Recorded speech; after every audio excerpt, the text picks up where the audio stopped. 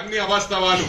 అక్కడ ఉన్న commissioner Dundigal municipal commissioner, ఎందుకంటే మేము కక్షపూరితంగా పోవట్లేదు కానీ తప్పకుండా నేను రికమెండ్ చేసి, ఎందుకంటే అక్కడ ఉన్నది మాజీ ముఖ్యమంత్రి కేసీఆర్ గారి చెల్లెని కూతురుని చేసుకున్న కమిషనర్. వారి సహకారంతో నిన్న మొత్తం ఏం పని కాకుండా పేరుకు నామ మాత్రమే చేసిండ్రు. అక్కడ ఎన్నో బిల్డింగ్లు ఉండే. ఎన్ని బిల్డింగ్లు ఉండే నర్సారెడ్డి? 4 బిల్డింగ్లు ఉంటే టైం పాస్ చేసుకుంటా ఎంఆర్ఓ గారు టోటల్ గా మల్లారెడ్డికి కొలియుడు. అంతకు ముందు గతంలో కప్రాలో ఎంఆర్ఓ చేశాడు.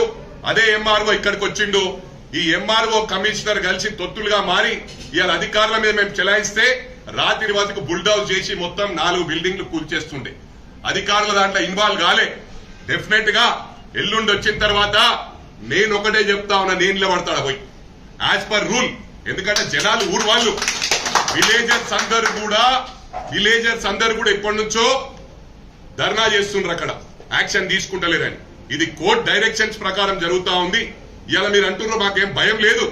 డెఫినెట్ గా as per rule court direction ప్రకారం ప్రజలకు మద్దతుగా నేను తప్పకుండా ఎవరు వచ్చినా రాకున్నా కాంగ్రెస్ పార్టీ తరఫుకి నేను నిలబడతాడా.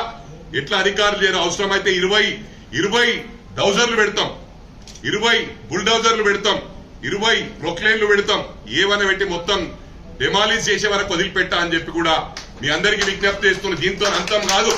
ఈ 5 సంవత్సరాలు మీ వెంటనే పడతా.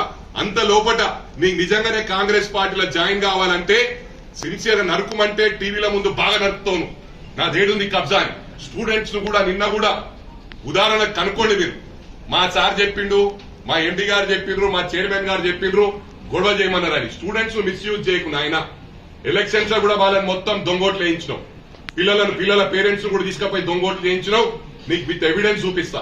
అవన్నీ చూపించాలంటే మొత్తం అడ్రస్ గల్లంత అవుతుంది. నువ్వు ఎన్ని పైసల రాజకీయం ఆడినా కాంగ్రెస్ పార్టీలో నడవది. ఏదైతే కేసీఆర్ గారి దగ్గర నడిచిందో ఇక్కడ నడవది. కేసీఆర్ దగ్గర ఇష్టారాజ్యంగా నడిపించినావు, ఇష్టం ఉన్నట్టు డబ్బులు ఇచ్చినావు, 100 కోట్ల డబ్బులు ఇచ్చినావు. అది మీడియా గాని ప్రజలకు గాని అన్ని పార్టీలకు తెలుసు. ప్రజల వీక్ పాయింట్ తీసుకున్నావు, బీదోళ్లను అడ్వాంటేజ్ తీసుకొని డబ్బులు ఇచ్చి ఓట్లు వేయించుకుంటున్నావు. బిడ్డ అది నడవకుండా చేస్తాం. బీద వాళ్ళు లేకుండా చేసే ప్రయత్నమే మేము చేస్తాం. ఈ రాష్ట్రంలో ఈ ప్రభుత్వంలో బీద వాళ్ళను కూడా లేకుండా చేయడమే మా ఆకాంక్ష.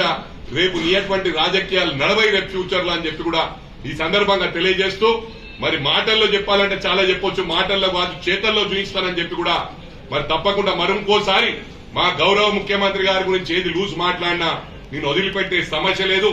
మా కాంగ్రెస్ పార్టీ గురించి మాట్లాడినా వదిలిపెట్టే సమస్య లేదని చెప్పి ఈ సందర్భంగా తెలియజేస్తా ఉన్నా.